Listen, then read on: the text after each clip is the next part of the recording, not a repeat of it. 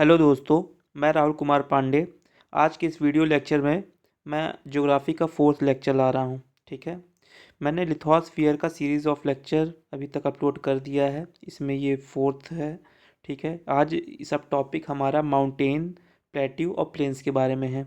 Basically हम इसमें ये पढ़ेंगे कि माउंटेन का फॉर्मेशन कब हुआ, कैसे हुआ, इसकी क्या स्पेसिफिकेशंस हैं, इनकी जो टेक्निकलिटीज़ हैं इन सब के फॉर्मेशन में, इन सब के बारे में अध्ययन करेंगे। इसके पहले मैंने 3 वीडियोस अपलोड कर दिए हैं। पहले वीडियो में मैंने interior of the earth, origin of the अर्थ के बारे में समझाया है। दूसरे वीडियो लेक्चर में मैंने रॉक और रॉक साइकिल के बारे में बताया है। वहीं तीसरे लेक्चर में मैंने continental drift theory, sea floor spreading theory, इसके बारे में समझाया है। और पिछली एक लेक्चर में और मैंने प्लेट टेक्टोनिक थ्योरी, इन सब चीज़ों के बारे में समझाने की कोशिश की है। तो आप प्लीज़ उन सब वीडियोस को एक बार देख लीजिए, क्योंकि अगर आपको लिथोस्फीयर कंप्लीट करना है तो जितनी भी वीडियोस मैंने डाली हैं आप सबको एक बार ज़रूर सुन लें, देख लें, नोट्स बना लें।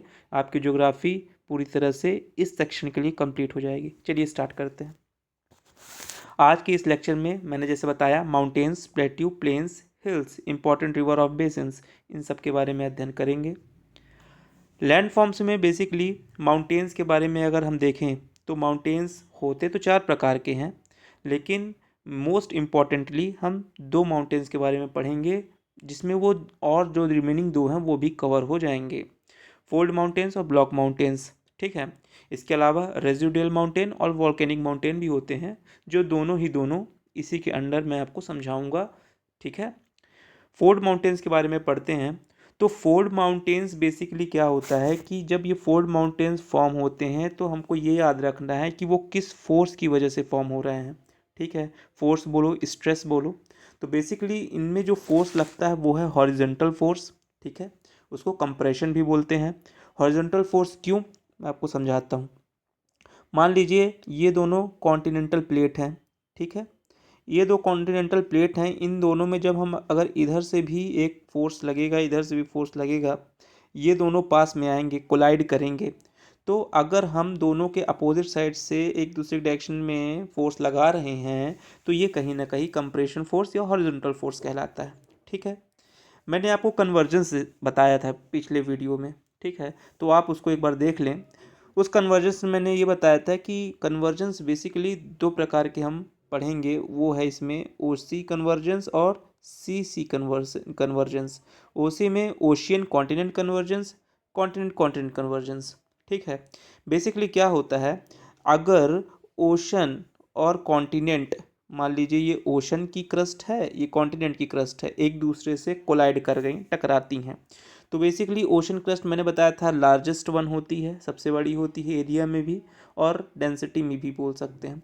तो जब ये टकराएंगी तो जो बड़ी प्लेट है, इट मीन्स ओशन, वो सबडक्ट कर जाएगी और सबडक्ट करने के बाद वो एस्थेनोस्फियर सेक्शन में पहुंचेगी और जो इसकी जो जिससे ये बनी है बेसाल्ट से, वो क्या होगा, वो हीट से यहाँ पे मेल्ट होगा। मेल्ट होने की वजह से एंडीसाइट में कन्वर्ट होके वो कॉन्टिनेंट क्रस्ट में आके इरप्ट करेगा। ठीक है, ये चीज़ मैंने आपको समझाई थी। और इरप्शन के बाद ये क्रस्ट फॉर्मेशन होगा, और अगर ये लेयर वाइज लेयर अगर ये बनता जाता है तो यही कहला जाता है वॉल्केनिक माउंटेन। ठीक है ना, वॉल्केनिक माउंटेन। ठीक है, ये इसका फॉर्मेशन हो गया। तो ओसी कन्वर्जेंस में मैंने आपको बताया था Rockies and Andes, Rockies and Andes. Rockies कहाँ पड़ता है आप याद रखेंगे, ये नॉर्थ अमेरिका में पड़ता है। वहीं एंडीज़ कहाँ पड़ता है, वो साउथ अमेरिका में पड़ता है। तो ये दोनों ही माउंटेन ओसी कन्वर्जेंस से बने हैं। ठीक है, और वॉल्केनिक माउंटेन जो होते हैं वो फोल्ड माउंटेन के अंदर आते हैं, इसलिए मैं आपको वॉल्केनिक माउंटेन अलग से नहीं पढ़ा रहा था। अब आपको समझ में आ रहा होगा। दूसरा है सी कन्वर्जेंस या कॉन्टिनेंट कॉन्टिनेंट कन्वर्जेंस। इसमें सबसे बेस्ट एग्जांपल मैं बताना चाहूँगा हिमालय। हिमालय आप अपने दिमाग में रखिए, हिमालय जो है वो कॉन्टिनेंट कॉन्टिनेंट कन्वर्जेंस से है। पहला कॉन्टिनेंट था इंडिया की प्लेट, दूसरा कॉन्टिनेंट था यूरेशियन की प्लेट। ठीक है, ये दोनों प्लेट एक दूसरे से टकराई थी और हिमालय फॉर्म हुआ था। अब मैं बताऊंगा कि ये हिमालय कैसे फॉर्म हुए, आगे इसके बारे में हम देखेंगे। ठीक है, दूसरी चीज़ के बारे में ये है कि जो फोर्ड माउंटेन्स होते हैं उसको हम यंगेस्ट माउंटेन ऑन अर्थ बोलते हैं। क्या बोलते हैं, यंगेस्ट माउंटेन ऑन अर्थ। क्यों? क्योंकि जो इसका पीरियड था फॉर्मेशन का वो टर्शरी पीरियड, मैंने जियोलॉजिकल टाइम स्केल आपके पढ़ा चुकी है, वो आप देख लेंगे। टर्शरी पीरियड में हुआ था, ये 10 करोड़ साल पहले की बात है, 10 करोड़ साल पहले, ठीक है ना। 10 करोड़ साल पहले की बात है जब हिमालयाज फॉर्म हुआ था। इसके पहले जितने भी ओल्डर माउंटेन्स थे वो फॉर्म हो चुके थे, लाइक जो सेडिमेंट से क्रिएट होना वो हो चुके थे, जो विंड से क्रिएट होना है, सैंड से क्रिएट होना वो हो चुके थे। बट ये जो माउंटेन है ये आफ्टर ड्रिफ्टिंग हुआ। ड्रिफ्टिंग में भी जब सभी कॉन्टिनेंट ने अपनी अपनी पोजीशन ले ली, मान लीजिए नॉर्थ अमेरिका, साउथ अमेरिका है, यूरेशिया है, ऑस्ट्रेलिया है, फिर अभी अब इंडिया की प्लेट किससे अलग होकर आई थी? अफ्रीका से, हमको पता है। तो ड्रिफ्टिंग के बाद पोजीशन लेने के उसके बाद भी अलग हो के इंडिया प्लेट यूरेशियन से टकराई थी, समझ रहे हैं। उसके बाद से कोई ऐसी एक्टिविटी हुई नहीं है, इसलिए कहीं ना कहीं ये youngest mountain on the earth बोला जाता है, ठीक है। ट्रू माउंटेन्स क्यों बोला जाता है? क्योंकि जो बोलते हैं कि जब फोल्ड माउंटेन्स फॉर्म होते हैं तो इसके पीछे जो फोर्स लग रहा है, मैंने बताया कंप्रेशन फोर्स, तो ये जो फोर्स है ये पूरी तरह से अर्थ में विजिबिलिटी है उसकी, बात समझ में आ रही है। अगर ये फॉर्मेशन हो रहा है तो इस फॉर्मेशन को लोग देख पा रहे हैं, ठीक है, देख पा रहे हैं, इसको फील कर पा रहे हैं, तो इस वजह से इसको ट्रू माउंटेन्स भी बोला गया, ठीक है। नेक्स्ट देखते हैं तो फोल्ड माउंटेन्स की कैरेक्टरिस्टिक्स के बारे में है कि फोल्ड माउंटेन्स को हम कैसे पहचानें कि ये फोल्ड माउंटेन्स है। तो सबसे पहले तो ये है कि फोल्ड माउंटेन्स जब भी फॉर्म होते हैं तो ये माउंटेन चेन्स अपने साथ बनाते हैं। क्या बनाते हैं? Mountain chains, like this. ऐसा नहीं कि किसी एक माउंटेन बनाया बात खत्म, वो हो ही नहीं सकता कभी फोल्ड माउंटेन। बात समझ में आ रही है? फोल्ड नाम क्यों पड़ा? क्योंकि ये बेसिकली क्या करता है, अर्थ का जो क्रस्ट है, अर्थ का जो क्रस्ट है इसमें जो सेडिमेंट्स पाए जाते हैं उसको क्या कर रहा है, फोल्ड कर रहा है, फोल्ड करके सॉलिडिफाई हो रहा है, तो उसको फोल्डिंग माउंटेन भी बोलते हैं, ठीक है। एक्सटेंसिव माउंटेन चेन्स बनाते हैं, मैंने आपको बता दिया, ये इसकी एक करेक्टरिस्टिक है। दूसरा है ग्रेटर हाइट्स। मैं आपको बता दूं कि दो, जैसे दो प्लेट है, बीच में सेडिमेंट्स है, मान लीजिए ये सी फ्लोर है, ठीक है ना, ये ओशन फ्लोर, सी फ्लोर, जो भी बोले आप, ये अपने रिवर जब यहाँ इसमें ओशन या सी में गिरती है तो यहाँ पे सेडिमेंट्स इकट्ठा होता जाता है। मान लीजिए सेडिमेंट्स है, सेडिमेंट्स इकट्ठा होके कुछ ऐसा बन गया, ठीक है, ऐसा बन गया सेडिमेंट्स। और जब ये पास में आए तो क्या हुआ, कंप्रेशन की वजह से वो सेडिमेंट्स का स्ट्रक्चर कुछ ऐसा हो गया, यही स्ट्रक्चर कारण इसमें कंप्रेशन फोर्स लगता है, ठीक है। जब दोनों कॉन्टिनेंट के बीच में जगह बहुत कम बची तो ये सेडिमेंट्स एक्यूमुलेट हो जाते हैं, बढ़ते हैं, ओशन के भी सेडिमेंट्स प्लस क्रस्ट के भी सेडिमेंट्स एक्यूमुलेट होके इनके प्रेशर से उनकी हाइट इंक्रीज होती है, ठीक है। तो ये बोला जाता है कि जो प्लेट्स हैं इनकी मोशन आज भी हो रही है, इस मोशन की वजह से जो इसमें इनका एक्यूमुलेशन है, डिपोजिशन है, वो आज भी बढ़ रहा है। हम सब जानते हैं कि माउंट एवरेस्ट की जो हाइट है, mount Everest basically part of Himalaya, okay, mount Everest की जो हाइट है वो 8,848 से हमने पढ़ना स्टार्ट की, जब से हमने होश संभाला, तो आज की डेट में वो 48 से 52 हो गया, ठीक है, 4 मीटर का डिफरेंस हो गया। तो कहीं ना कहीं ये जो फोल्ड माउंटेन्स होते हैं उनकी हाइट्स इंक्रीज होती है, ग्रेटर हाइट्स के होते हैं, वो भी एक स्पेसिफिकेशन है, ठीक है। तीसरा इसकी कैरेक्टरिस्टिक ये कह सकते हैं कि जब फोल्ड माउंटेन्स जहाँ भी फॉर्म होगा वो वहीं फॉर्म होगा जहाँ पे कन्वेक्शन कन्वेक्शन करंट एक्टिव होगी। कन्वेक्शन करंट मैंने पिछली क्लास में आपको बहुत अच्छे से समझाया है, कन्वर्जिंग, डाइवर्जिंग, ओके, इसको आप देख लेंगे। तो वहीं पे बोल रहा है कि फॉर्म होगा जहाँ पे ये जो करेंट्स हैं वो एक्टिव होंगी। तीसरा इसका करेक्टरिस्टिक ये है। चौथा करेक्टरिस्टिक, जैसे मैंने आपको सेडिमेंट्री डिपॉजिट ऑफ मैरीन और ओरिजिन, मैरीन्स में जो सेडिमेंट्स डिपॉजिट हो चुके हैं उसका एक्युमुलेशन होता है, सो सेडिमेंट का डिपॉजिशन होता है। आप देख रहे होंगे जो एंटी, जैसे कंप्रेशन में ये मिट्टी का स्ट्रक्चर मान लीजिए एक्यूमुलेट होकर ऐसा बना, तो ये जो ऊपर वाला पोर्शन है इसको एंटी स्लाइन बोलते हैं, याद रखेंगे। जो नीचे वाला पोर्शन चला गया वो सिंसलाइन बोलते हैं, डिप्रेस्ड पार्ट हो गया, सिंसलाइन हो गया, ठीक है। इसमें जो मिट्टी है, जो डिपॉजिट है अभी भी, उसको जियोस्लाइन बोल दिए। बात समझ में आ रही है? तो ये सब चीज़ें आप नोट कर लेंगे और ये याद रखेंगे कि इसमें कौन सा फोर्स लगता है, कंप्रेशन फोर्स लगता है। ये है फेज ऑफ माउंटेन बिल्डिंग, कैसे माउंटेन बिल्डअप होती है। आप देख रहे होंगे ये पहला फेज है, ठीक है, this is the first phase of fold mountain, जहाँ पे दोनों जो प्लेट्स हैं वो एक दूसरे की ओर आ रही हैं। ये जियोस्लाइन जहाँ पे सेडिमेंट्स इकट्ठा है इसलिए जियोस्लाइन बोल दिए हैं। सी बेड है, सी बेड के नीचे ये मिट्टी है पिंक पोर्शन में, ठीक है।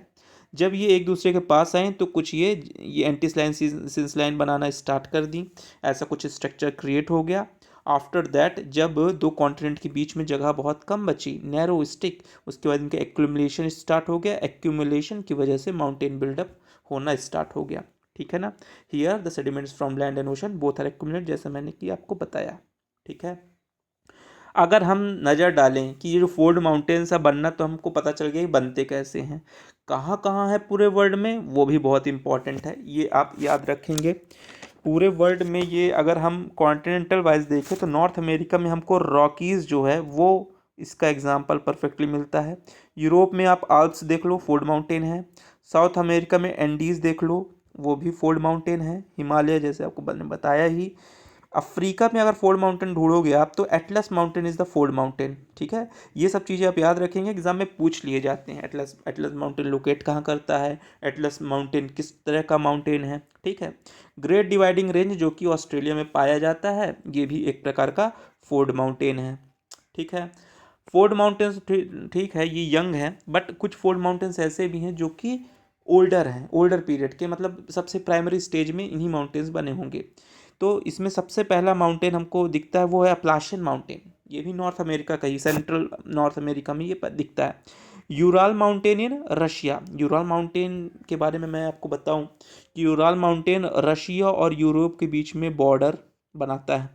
बेसिकली जो फोल्ड माउंटेन्स होते हैं ना, ये किन्हीं भी दो प्लेट्स के बीच में टेपिंग का काम करते हैं। टेप समझते हैं, टेप चिपका दिया, किसी भी कॉन्टिनेंट को चिपकाने का काम कर दिए ये लोग, ठीक है ना, कि अब ये अलग नहीं होंगे। तो कहीं ना कहीं ये माउंटेन टेपिंग का भी काम करते हैं, याद रखेंगे आप। नॉर्वे का एक माउंटेन है वो है जॉलन माउंटेन। जॉलन mountain is the also example of older fold mountain, ठीक है ना। अभी अरावली ईस्टर्न घाट के बारे में मैं उतना नहीं बोलूँगा, क्यों, क्योंकि अरावली को बेसिकली लोग बोलते हैं कि ये रेजिडुअल माउंटेन है, ठीक है, which is form by the sediments और इरोजन। बट अरावली माउंटेन जब बने होंगे तो बहुत से साइंटिस्ट का ये तर्क है कि ये पहले फोल्ड माउंटेन्स ही थे। फोल्ड माउंटेन्स के बाद इनकी स्पेसिफिकेशन में चेंजेस आया तो वो डिलीवर हो गए रेजिडुअल माउंटेन में, ठीक है ना। तो इसका एक अपना तर्क है, not a fixed fold mountain और नॉट अ ब्लॉक माउंटेन। अभी ब्लॉक माउंटेन के बारे में पढ़ेंगे क्या है, चलिए देखते हैं, ठीक है। फोल्ड माउंटेन के ही अंतर्गत हम पामीर नॉट की स्टडी कर लेते हैं। पामीर नॉट हम सबको पता है, पामीर का पठार जो कि कहाँ लोकेटेड है, तजाकिस्तान में। तजाकिस्तान में पामीर नॉट हमको देखने को मिलता है। बेसिकली इनमें ये बोला जाता है कि जितने भी माउंटेन रेंजेस है वो सब की सब पामीर नॉट से रेडिएट्स हुई हैं। रेडिएट का मतलब उसी की शाखा, उसी से जुड़ी हुई हैं, उसी की शाखा से गई हुई हैं, ठीक है ना। और हाँ, अगर हम देखें भी मैप में तो ऐसा ही दिखता है। जैसे पाकिस्तान में अगर आप देखो तो पाकिस्तान में सुलेमान एक रेंज गई है और एक किरथार रेंज गई है, दोनों की दोनों जो हैं वो पामीर के पठार से जुड़ी हुई हैं। वहीं अफगानिस्तान में आप देखोगे तो हिंदू कुश रेंज गई हुई है, ठीक है। उसके बाद हम आप बगल वाले देश में आ जाते हैं, ईरान में, तो उसमें अलब्रुज और जाग्रोश ये दोनों ही जुड़े हुए हैं, ठीक है। टर्की तक ये जो वेस्टर्न पॉइंट टर्की से तिब्बत से स्टार्ट करते हैं तो टर्की तक ये रेडिएट्स हुई हैं। टर्की में पॉन्टिन और तौरश ये जो रेंज हैं ये कहीं ना कहीं एक दूसरे से पूरी ये माउंटेन रेंजेस रेडिएट हुई हैं, जुड़ी हुई हैं, संबंधित है, ठीक है। अब वेस्ट की बात हो गई, नॉर्थ की ओर चलते हैं तो नॉर्थ में हमारा चाइना जो है, चाइना में कुछ माउंटेन रेंजेस है जो तिब्बत के ही सोर्स हैं, तिब्बत प्लेट्यू के ही सोर्स है। तिब्बत एक प्रकार प्लेट्यू है, not a mountain, but it radiates different type of mountain ranges, ठीक है, ये आप याद रखेंगे। तिब्बत एक प्लेट्यू है, वो माउंटेन नहीं है। तियान शान नाम का एक माउंटेन है चाइना में जो कि तिब्बत प्लेट्यू से रेडिएट हुआ है। वहीं कुल्लुन शान, ये सब याद रखेंगे, Kunlun Shan is also associated with China. Whereas अगर हम ईस्टर्न साइड में जाते हैं तो ईस्टर्न साइड में हमको हिमालयन मिलता है, काराकोरम मिलता है जो कि पामीर से जुड़ा हुआ पोर्शन है, ठीक है। This is the extension in south, okay. Next हम ये पढ़ेंगे कि जो माउंटेन बिल्डिंग प्रोसेस है, हमने देखा माउंटेन्स बनते कैसे हैं, बट इसकी इंपॉर्टेंस क्या है, हमको क्या मिला इनकी स्टडी करके। बेसिकली माउंटेन की स्टडी करके हमको बहुत सी चीज़ ऐसी है जो कि पॉइंट्स तो थे बट ऑथेंटिकेट हो गया चीज़ें, ठीक है ना। पहली चीज़ तो ये हुई कि हमको origin and evolution of the earth crust के बारे में मालूम चला। हम ये तो जान गए कि ओशन में क्रस्ट डेवलप हुए, ठीक है, बट कॉन्टिनेंट से भी उनका क्या कोरिलेशंस था, वो अर्थ क्रस्ट कैसे डेवलप हुए, है ना। हम सब ने जाना कि कैसे ओशन प्लेट सबडक्ट हुई, फिर इरप्शन हुआ, फिर यहाँ भी न्यू क्रस्ट फॉर्म हुआ। तो माउंटेन बिल्डिंग प्रोसेस से हमने पहली चीज़ तो ये जानी कि हमारा जो अर्थ का क्रस्ट है, नए नए क्रस्ट हैं, वो कैसे डेवलप हुए। दूसरी चीज़ हमने ये जानी कि अर्थ क्रस्ट फॉर्मेशन में सबसे पहले बेसाल्टिक क्रस्ट जो ओशन का होता है वो नीचे जाता है, ठीक है, वो ब्रेक होता है, मेल्ट होता है। After that it come into the form of it comes in the form of andesite, and वो फिर क्रस्ट में आता है और कॉन्टिनेंटल क्रस्ट डेवलप होते हैं, ठीक है ना। दूसरी चीज़ हमने ये जानी। तीसरा क्या जाना कि जो बड़े बड़े लैंड मासेस होते हैं लाइक कॉन्टिनेंट क्रस्ट, वो एक दूसरे से कोलाइड भी करते हैं, तो ये माउंटेन बिल्डिंग में हमने देखा। चौथा मैंने जैसे आपको बता दिया है कि जो फोल्ड माउंटेन्स होते हैं वो किन्हीं दो कॉन्टिनेंट या किन्हीं दो प्लेट्स के बीच में टेपिंग का काम करते हैं। ये चीज़ आप याद रखेंगे। नेक्स्ट पढ़ते हैं ब्लॉक माउंटेन्स के बारे में। ब्लॉक माउंटेन्स भी कुछ ज़्यादा टफ नहीं है, सिमिलर कॉन्सेप्ट तो नहीं बट थोड़ा डिफरेंट है, ठीक है। इसमें जो फोर्स लगता है वो बेसिकली टेंसाइल फोर्स लगता है। कौन सा फोर्स? टेंसाइल फोर्स, उसको टेंशन भी बोल दिए, ठीक है ना। ये फोर्स लगता है। बेसिकली क्या होता है, मान लीजिए कोई लैंड है, तो लैंड में अगर कोई कन्वेक्शन करंट ही एक्टिव होंगी, अगर ये डाइवर्जेंट टाइप की है, एक दूसरे से दूर जा रही है ना, तो इसमें क्या होगा, फॉल्ट क्रिएट होगा। फॉल्ट क्रिएट होगा टेंसाइल फोर्स की वजह से, लाइक दिस, ठीक है ना। यहाँ कभी ना कभी सीधा एक क्रस्ट था, but due to the divergence इन दोनों की वजह से इन दोनों के बीच में फॉल्ट क्रिएट हो गया, ठीक है ना। फॉल्ट ब्लॉक माउंटेन्स क्रिएट हुए due to the forces within interior of the earth, ठीक है ना। ये फोर्सेस कहीं ना कहीं इंटीरियर ऑफ द अर्थ में ही हैं, ठीक है ना। जैसा मैंने आपको बताया ये फिगर है ना, एक पोर्शन ऊपर रह गया, एक पोर्शन डिप्रेस्ड हो गया, तो ऊपर वाला अपलिफ्टेड जो पोर्शन है उसको बोलते हैं हॉर्स्ट, याद रखेंगे, और जो डिप्रेस्ड पार्ट है उसको बोलते हैं ग्रेबन।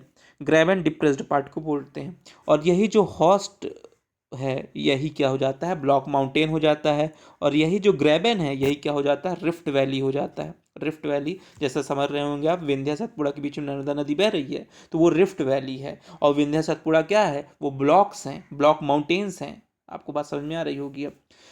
अब इनको डिफ्रेंशिएट थोड़ा कर लेते हैं कि ब्लॉक और फोल्ड में अंतर क्या है। फोल्ड माउंटेन्स जैसे मैंने आपको बताया कि ट्रू माउंटेन्स है। क्यों? क्योंकि इनमें जो फोर्स लग रहा है वो विजिबल है, उसको हम देख पा रहे हैं, ठीक है ना, मोशंस उसकी देख पा रहे हैं। बट ये जो ब्लॉक माउंटेन है इसकी मोशन हम देख नहीं पाते। ये इंसिडेंट अल्टीमेटली होता है which is not visible, that is this is not a true mountain, ठीक है। जो फोल्ड माउंटेन होते हैं उनमें जो फोर्स लगता है वो लगता है कंप्रेशन फोर्स। कंप्रेशन की वजह से इसमें क्या हो जाती है, फोल्डिंग हो जाती है, ठीक है। टेंसाइल फोर्स लगता है किसमें, ब्लॉक माउंटेन में। टेंसाइल फोर्स की वजह से इसमें क्या हो जाती है, फॉल्टिंग हो जाती है। ये सब याद रखेंगे। अब बात करें ब्लॉक माउंटेन में जो कोलोजन होता है, मैंने आपको बताया था ओशन कॉन्टिनेंट कोलोजन होता है, कॉन्टिनेंट कॉन्टिनेंट कोलोजन होता है, ओके। और वहीं ब्लॉक माउंटेन में डाइवर्जिंग प्लेट्स होती हैं, मतलब जो प्लेट्स हैं उसमें डाइवर्जिंग या डाइवर्जेंट लिम्ब एक्टिव होती है, जिसकी वजह से फॉल्ट क्रिएट होता है। फोल्डिंग ऑफ सेडिमेंट्री रॉक्स, ये जो स्ट्रक्चर है, ये सेडिमेंट ही है एक प्रकार का, ठीक है ना। तो ये बता रहा है कि जो सेडिमेंट्री रॉक्स हैं उन्हीं की क्या होती है, फोल्डिंग होती है। वहीं ब्लॉक माउंटेन में क्या होता है कि erosion of horst of fault look like mountains. जैसे मैंने आपको बताया है कि ऊपर वाला uplifted portion is the horst, नीचे वाला graben portion is the rift valley. तो हॉस्ट ब्लॉक में तो पूरा रहता नहीं, विंड की वजह से इरोड भी होते हैं, जिसकी वजह से जो हॉस्ट है वो पूरा का पूरा माउंटेनियस शेप ले लेता है, लाइक दिस, ठीक है ना। मतलब माउंटेन टाइप लगता है, ऐसा नहीं कि ये यही हो गया है माउंटेन, है ना। कहीं देखे वैसा रेक्टेंगुलर माउंटेन, है ना। माउंटेन्स की एक अपनी अलग स्पेसिफिकेशंस है, वो अलग टाइप का ही दिखता है, लगता है कि हाँ यही माउंटेन है ना। चलिए माउंटेन्स तो ख़त्म हुआ, है ना। अभी नेक्स्ट हम पढ़ेंगे प्लेट्यू और प्लेन्स के बारे में। एक चीज़ आप समझिएगा कि जो 500 फीट के नीचे होंगे कोई भी स्ट्रक्चर, तो वो स्ट्रक्चर कहीं ना कहीं वो प्लेन ही होगा। क्या होगा? प्लेन्स होगा। 500 से लेकर 1000 के बीच वो प्लेट्यू होगा। याद रखिए वो क्या होगा, प्लेट्यू होगा। और 1000 फीट से ऊपर अगर कोई पोर्शन या स्ट्रक्चर है तो वो क्या होगा, माउंटेन होगा। जी हाँ, बट ठीक है, तिब्बत प्लेट्यू 16,000 फीट का है, इसका मतलब ये नहीं माउंटेन है, वो एक प्लेट्यू ही है। उसकी एवरेज अगर हम हाइट देखें तो कहीं ना कहीं एक प्लेट्यू का पोर्शन है, उसको प्लेट्यू के रूप में टॉलरेट भी क्या किया जाता है, बट एक्सेप्शनल है ना। और सब प्लेट्यूज आपको 1000 फीट के नीचे ही मिलेंगे। ठीक है, प्लेट्यूज की डेफिनीशन देखें तो प्लेट्यू सिंपली क्या है कि कोई लैंड है और लैंड से कोई अपलिफ्टेड पोर्शन अगर आ गया है बीच में तो यही प्लेट्यू हो जाएगा। अपलिफ्टेड पोर्शन कहाँ से कहाँ, 600 से 1000 के बीच में है तो वो प्लेट्यू कहलाएगा। ठीक है ना, higher than surrounding areas. Plateau form कैसे होते हैं, तो उसकी यहाँ 4 विधि बताई गई है इसके फॉर्म होने की। पहली विधि तो ये बोल रहा है कि जब माउंटेन्स जो होते हैं टकराते हैं और जो पोर्शन है वो अपलिफ्ट होता है, सेडिमेंट हो गए कुछ भी अपलिफ्ट होता है, तो उसमें उस वक्त जो फोर्स लगता है उस फोर्स की वजह से आसपास की सराउंडिंग्स भी क्या होती हैं, अपलिफ्ट हो जाती हैं। उस अपलिफ्टमेंट के पार्ट को हम प्लेट्यू बोल देते हैं। पहली बात तो ये। दूसरी बात यह है कि ये डिपोजिशन फ्रॉम लावा, लावा के डिपोजिशन से भी प्लेट्यू फॉर्म होते हैं, मैं आगे समझाऊंगा कैसे। डेपोजिशन फ्रॉम विंड, विंड जो क्या करता है, सैंड और स्लिट्स जो भी होते हैं सॉयल उनको डिपॉजिट करता है एक जगह पे, फिर वो सॉलिडिफाई होते हैं ड्यू टू द प्रेशर, जो स्ट्रक्चर क्रिएट होता है वो भी कहीं ना कहीं प्लेट्यू ही हैं।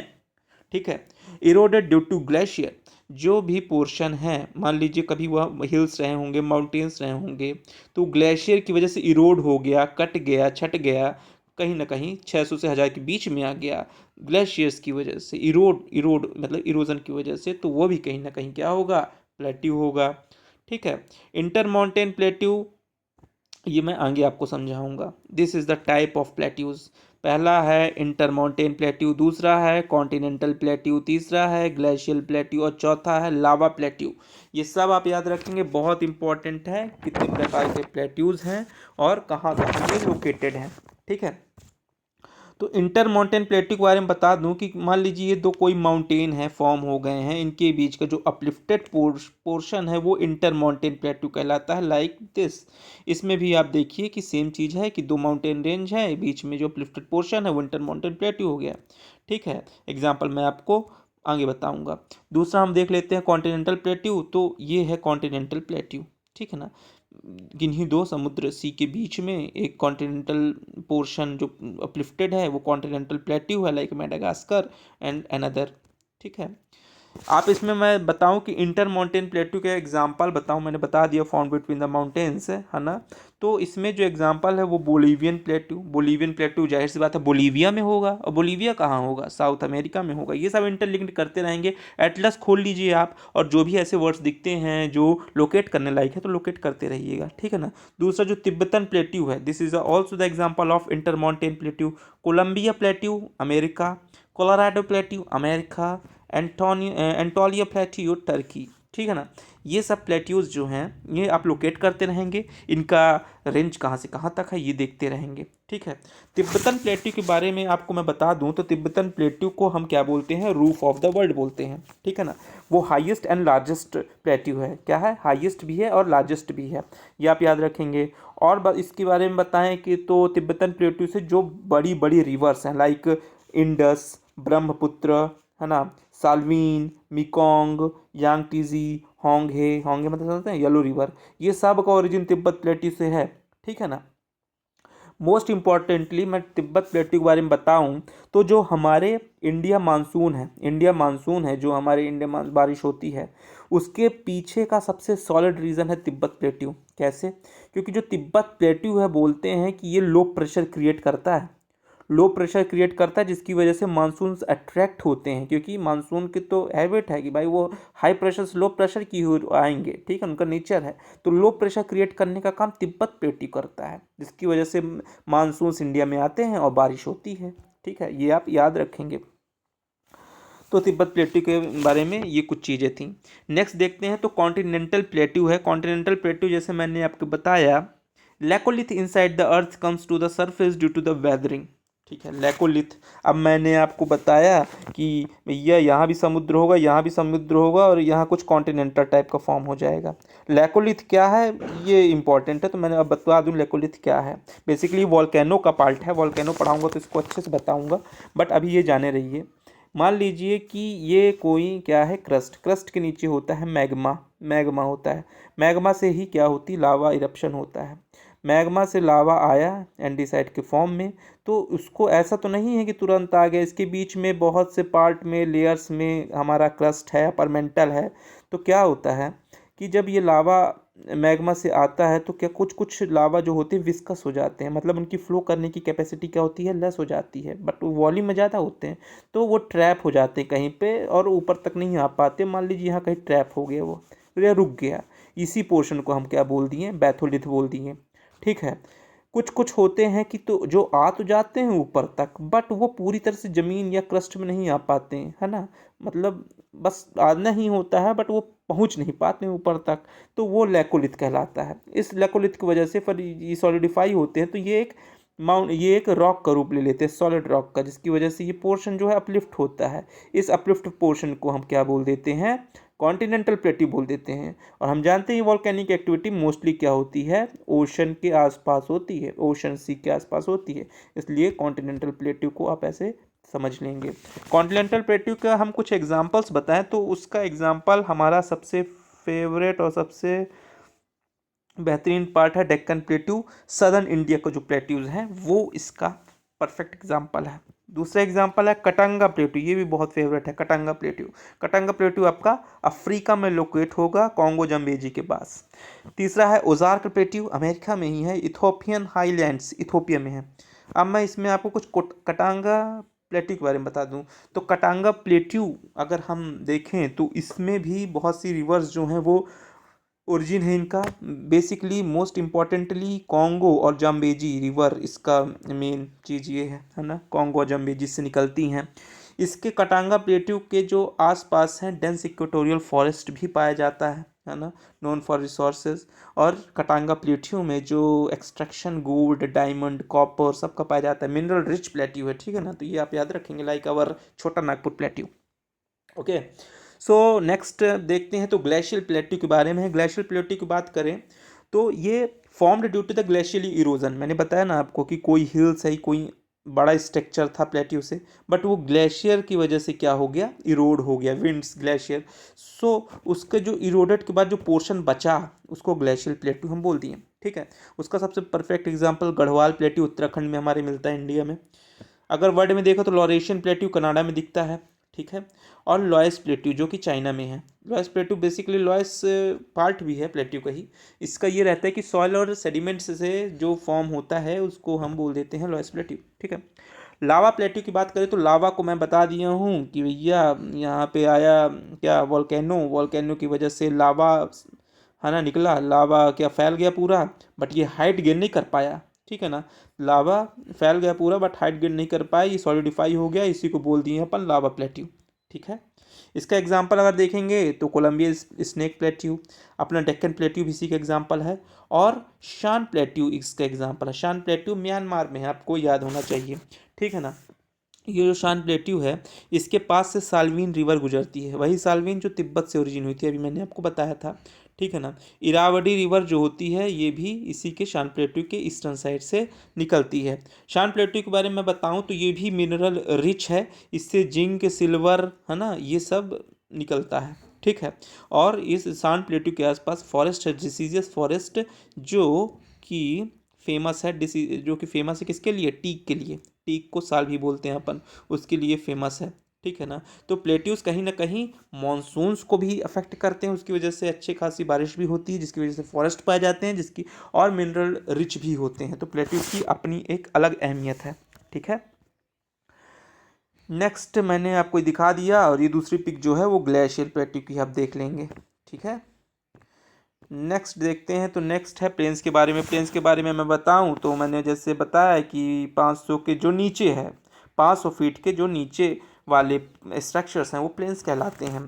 प्लेन्स बेसिकली डेफिनेशन बताएं तो वो एक फ्लैट एरिया होता है, कैसा, flat area with low Heights, flat area with low Heights, ठीक है। बेस्ट फॉर ह्यूमन हैबिटेशन, हम जहाँ रहते हैं वो प्लेन्स ही है, ठीक है, लैंड प्लेन्स कुछ भी बोलो वो वहीं है। ह्यूमन हैबिटेशन के लिए अच्छे होते हैं, एग्रीकल्चर के लिए अच्छे होते हैं, ठीक है। अगर हम देखें तो most populated area of the world भी प्लेन्स पे ही बसते हैं, जैसे एलुवियल प्लेन्स हो गए, ठीक है ना। प्लेन्स बनते कैसे कैसे हैं और होते किस किस प्रकार के मैं बता दूं। तो प्लेन्स वेरियस टाइप्स के हैं, बट कुछ ही हैं जो हमको पढ़ने लायक हैं। जैसे वेदरिंग के थ्रू भी प्लेन्स जो हैं वो फॉर्म होते हैं, ठीक है। लॉयस के थ्रू ही फॉर्म होते हैं, मैंने बताया सॉइल सेडिमेंट्स डिपॉजिट हो जाए प्लेन्स बन जाए, ठीक है ना। कार्स्ट है, कार्स्ट आप याद रखेंगे, ये जो कास्ट प्लेन है वो क्या होता है कि लाइमस्टोन की वेदरिंग की वजह से होता है, ठीक है। लाइमस्टोन अगर डिपॉजिट हो रहा है किसी प्लेन में तो उसकी वजह से कास्ट प्लेन्स बनते हैं, ठीक है।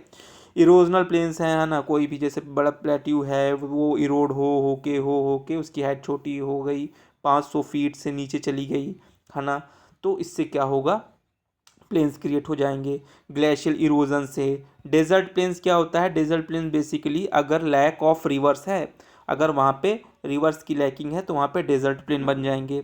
हमारे लिए इम्पॉर्टेंट क्या है, हमारे लिए इम्पॉर्टेंट है depositional plains. Depositional plains basically क्या होता है कि इसमें रिवर को भी हम पढ़ते हैं इसी के अंतर्गत, और जो सागर सी सबमर्ज्ड कोस्ट में बनते हैं उसको पढ़ते हैं, ठीक है ना। तो डिपोजिशनल प्लेन इज इम्पॉर्टेंट। और दूसरा इरोजनल प्लेन्स, इरोजन प्लेट्यू के इरोजन को पढ़ेंगे, प्लेट्यू कन्वर्ट हो गया प्लेन में, है ना, ड्यू टू इरोजन, वो भी पढ़ते हैं, ठीक है ना।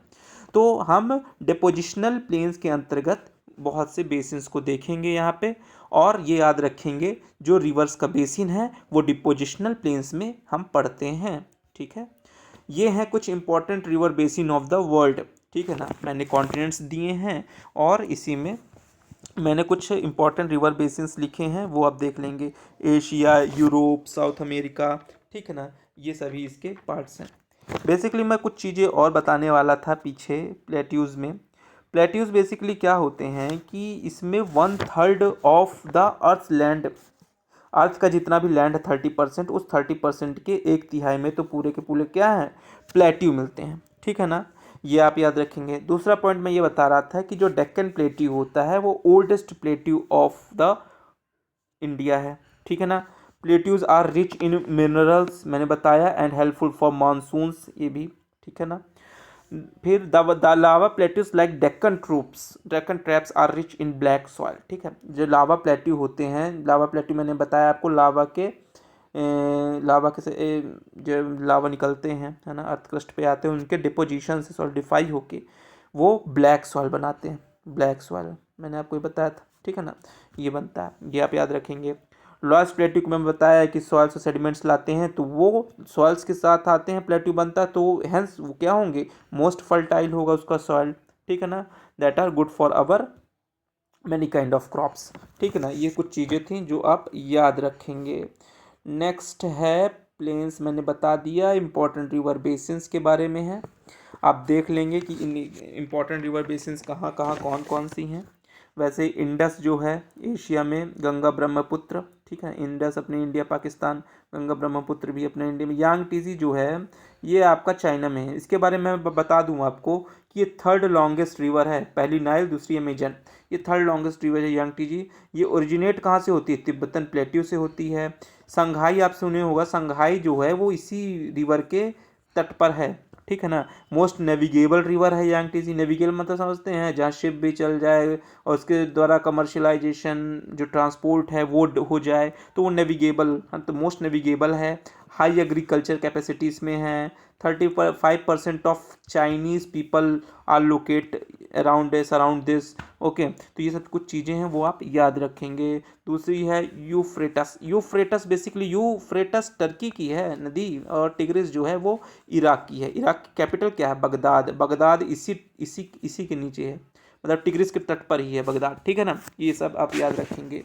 और लेक वॉन, लेक उर्मिया, ये सलाइन लेक्स हैं, याद रखेंगे, जो लोकेट करती हैं इराक में। अमेज़ॉन रिवर की बात करते हैं तो अमेज़ॉन रिवर साउथ अमेरिका का रिवर बेसिन है, और परान और पराग्वे है, ठीक है ना।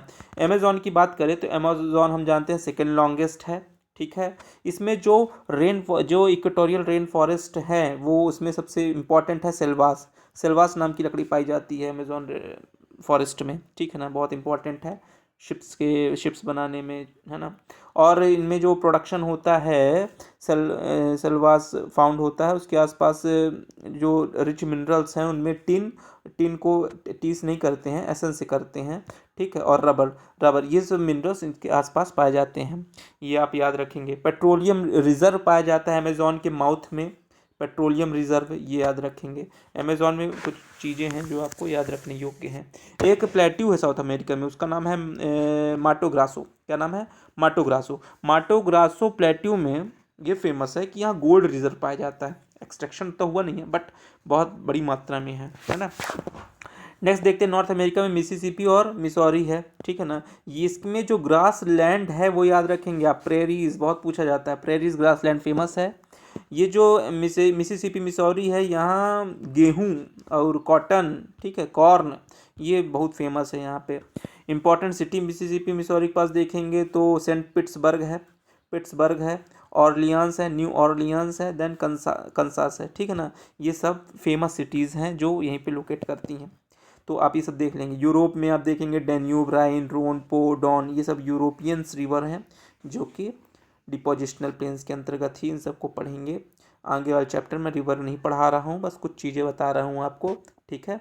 अफ्रीका में Nile, Congo, niger, Zambezi, Orang है, ये सब है, ठीक है ना। एक इम्पॉर्टेंट रिवर है, इसमें मैंने नहीं लिखा, वो ऑस्ट्रेलिया की एक रिवर है, एक है मुर्रे डार्लिंग, ठीक है। इसका आप ग्रास लैंड याद रखें, ग्रास लैंड बहुत फेमस है, एक डाउन्स नाम का ग्रास लैंड है, यहाँ पाया जाता है। विट कल्टीवेशन के लिए बहुत अच्छा है मुर्रे डार्लिंग का जो बेसिन है, और शिप रेयरिंग, एनिमल हस्बेंड्री होता है, वूल डेयरी प्रोडक्शन होता है, ठीक है। ये सब चीज़ें हैं, तो आप पूरा वीडियो अच्छे से देखिए, बहुत इन्फॉर्मेटिव वीडियो है, और प्लेट्यू प्लेन्स माउंटेन समझने के लिए बहुत अव्वल दर्जे की वीडियो है। धन्यवाद। कोई भी डाउट हो तो ज़रूर पूछिएगा।